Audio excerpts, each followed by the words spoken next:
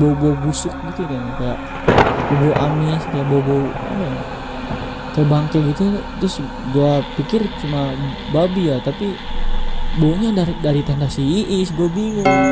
Assalamualaikum warahmatullahi wabarakatuh. Salam sejahtera untuk kita semua. Selamat datang kembali di channel Anwar FZ64. Pada video kali ini, gue akan bawa kalian ke suatu situasi mencekam, horor dan penuh mistis. Pada malam kali ini, gue kedatangan tamu yang mana beliaulah yang akan menceritakan tentang sebuah perjalanan pendakian.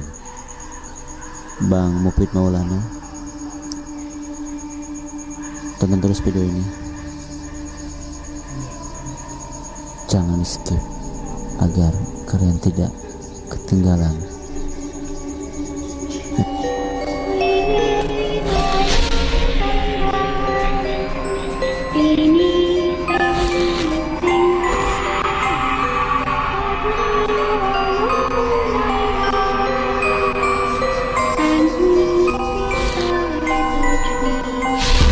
Sebelum kita mulai ke cerita, buat kalian yang belum subscribe channel ini, mari bantu channel ini dengan cara klik subscribe, like, dan komentar. Oke, kali ini gue bakal ngebagiin pengalaman mistis gue yang beberapa bulan lalu gue ngedaki di Gunung Kapur sampai Bogor ini. Jadi beberapa bulan tuh gue diajakin sama temen gue ya, si Doling, si Is, sama si Puput, dan gue sendiri tuh berempat. Kita mau ngedaki, tapi di sini emang pengalamannya udah ngeri lah gitu. Di sini udah cerita-cerita tentang gunung ini tuh udah banyak horornya, dan yang paling terkenal katanya pendaki yang head atau datang bulan tuh nggak boleh naik gitu. Karena kalau misalkan naik, katanya bakal digangguin makhluk halus. Nah, waktu itu gue nggak tahu ya kalau misalkan si head itu datang bulan, kan dia tuh gue juga nggak ngerti kenapa dia nggak ngomong gitu. Padahal udah jelas kan di tempat masuk itu di pos ada tulisan kan, katanya kalau yang head atau datang bulan tuh nggak boleh masuk, nggak boleh naik gitu. Tapi gue nggak ngerti, ya kita naik aja. Pas awal naik tuh sebenarnya biasa-biasa aja, nggak ada yang aneh. Jadi pas kita naik biasa-biasa aja, normal. Cuma pas kita udah sampai pos peristirahatan tuh, kita kan duduk tuh berempat. Nah, gue lihat di belakang si Is tuh kayak ada abah-abah gitu, kayak pakai baju adat-adat Sunda lah, lengkap, popea sama bawa gitulah, serem. Gue nggak mau ngomong karena gue pikir gue nggak mau ngerusak suasana kan. Lagian cuma gue yang pernah naik gunung ini, biasanya nggak ada apa-apa ya. Oke, perjalanan pun kami lanjutin kan, sekitar jam 5 lewat lah, setengah 6 gitu deh ke atas. Udah sampai tengah perjalanan udah kayak kedengeran suara jangkrik, hawa-hawa dingin tuh. Nah, kebetulan waktu itu kita kan berempat nih, karena gue yang tahu medan ya, yang tahu jalan, gue jalan paling depan dong.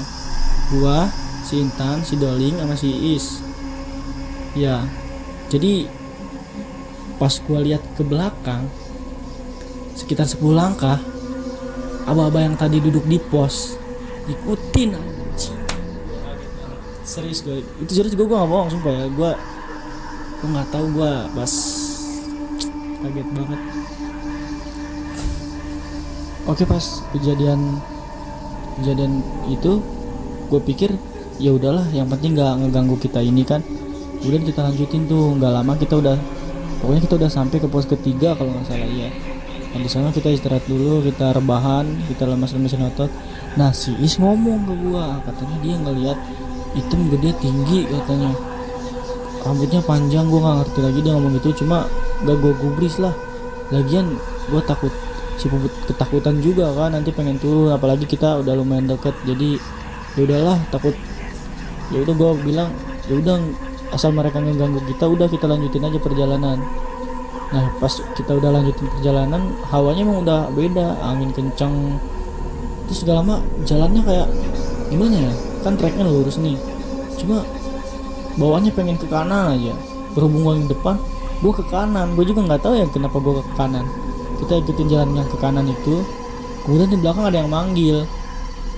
Ternyata pas gue lihat pendaki lain juga yang naik ke atas. Nah pas gue lihat kan pendaki lain tuh ke atas, terus ternyata dia teriak-teriak katanya kita salah jalan. Nah untung ada dia ya. Terus udahlah, kita akhirnya jalan ke jalan yang benar tuh, yang lurus tadi, bareng-bareng. Nah akhirnya kita sampai puncak, kita bikin tenda di situ segala macem. Nah kejadian-kejadian yang menyeramkannya tuh pas malah udah kita bikin tenda di puncak. Kejadian-kejadian aneh-aneh udah mulai gak karuan deh. Dan pas kita udah rapih tuh tenda udah, kita kan bikin 2 tenda. Jadi gua sama si Doling, si Puput sama si Is. Nah sekitar jam berapa ya, setengah 11 malam sih, kayak ada suara lonceng gitu ya. Nah, ting ting sekitar 3 atau 4 kali gitu. Gua putusin buat keluar tenda kan, buat lihat-lihat bunyi dari mana, kata gua tuh. Gua cari kemana-mana nggak ada. Ya udahlah gua masuk. Gua waktu itu sengaja nggak tidur ya, karena emang takut ada babi hutan atau monyet yang ngeganggu tenda kita. Ya udah gua putusin buat jaga-jaga. Nah nggak lama gua ngedenger ada suara cekikikan kayak aneh, kayak gitu ya, kayak ibu-ibu lagi ketawa gitu. Gue kata gue, ini dari mana ya? Ini bukan suara si Iis, bukan suara si Puput, tapi asalnya dari tenda mereka kan. Akhirnya gue cek, si Iis kesurupan. Bingung gue sampai sana, gue harus gimana lagi ya? Nah pas posisi si Iis kesurupan tuh, gue buru-buru dong bangun si Doling. Ini kata gue teh, si Iis kesurupan, kata gue. Akhirnya gue sama si Doling kan nyamperin. Si Doling kayak ketakutan, kayak itu bukan si Iis, itu bukan si Iis katanya. Si Doling nggak liatnya bukan si Iis, tapi kayak genderuwo gitu. Gue panik, gue harus gimana ya. Habis itu nggak lama untung gue nyari tenda lain ya, gue minta bantuan ke pendaki lain yang ternyata orang situ. Dan akhirnya kita ngainin si Iis lah gitu, dia udah bisa. Akhirnya dia normal lagi tuh. Karena gue bingung banget mau turun karena si Iis kondisinya udah lemah banget, udah lemes banget. Kita mau turun tadinya sekitar jam 12:30 malam tuh kan. Cuma kita putusin ya udah besok pagi aja kita turun. Nah banyak banget kejadian kayak pas jam 2 malamnya, gua sama si Doling kayak nyium bau-bau busuk gitu kan, kayak bau amis, kayak bau apa ya, kayak bangke gitu. Terus gua pikir cuma babi ya, tapi baunya dari tenda si Iis. Gue bingung. Pas gue samperin ke tenda si Iis sama si Puput, anjir, genderuwo di dalamnya bertiga, sama si Iis sama si Puput. Gue kaget, gue nggak bisa ngapa-ngapain lagi. Pokoknya itu udah chaos banget, udah hektik banget semuanya. Gue nggak bisa ngapain. Akhirnya kita bingung banget gue ngejelasin di sini. Pokoknya kondisinya di sana waktu itu serem, gue nggak bisa ngapa-ngapain ya. Nah kondisi chaos banget kan, gue bingung banget di sana. Cuma untungnya si Doling dia nyari bantuan gitu, dan akhirnya dia balik lagi sama bapak-bapak kuncen situ lah, kalau orang bilang ya kuncen situ. Terus akhirnya dia kayak naburin garam sama bakar-bakar menyan gitu, gue nggak ngerti. Dan akhirnya baunya hilang, dan sosok genderuwo yang tadi di dalam tenda gue nggak tahu ya. Cuma kata si Is dia masih mundar-mandir. Si Is juga ngomongnya udah kayak nggak bisa ngomong itu dia. Hektik banget. Akhirnya kita lanjutin buat tidur di sana sampai sekitar jam 6 pagi. Si bapak-bapak kuncen tadi balik lagi, katanya kita langsung suruh turun aja. Akhirnya kita mutusin buat turun jam 6 pagi. Nah sampai sana si Is udah bukan kayak si Is lagi ya, matanya kosong kayak pucat banget. Ditanya juga nggak nyambung, gue nggak ngerti. Gara-gara mungkin dia ngelanggar pantangannya ya. Ternyata ya dia lagi dapet gitu. Gue juga bingung, dia nggak bilang dari awal. Akhirnya kan yang kena batunya kita juga. Nah sampai kita kan gara-gara si Is udah kondisinya udah nggak jelas, udah berantakan banget, akhirnya kita anterin si Is dulu pulang kan. Cuma pas kita nganterin, ibunya ngelarang kita masuk, cuma si Is doang.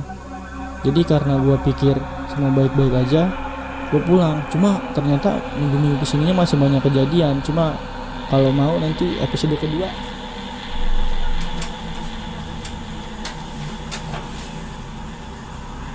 Oke bro, thanks man. Keren habis.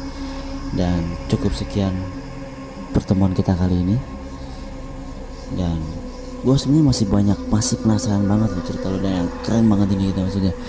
Dan gue tunggu ya nanti di episode kedua ya. Oke. Dan buat kalian nih yang masih penasaran dengan cerita ini,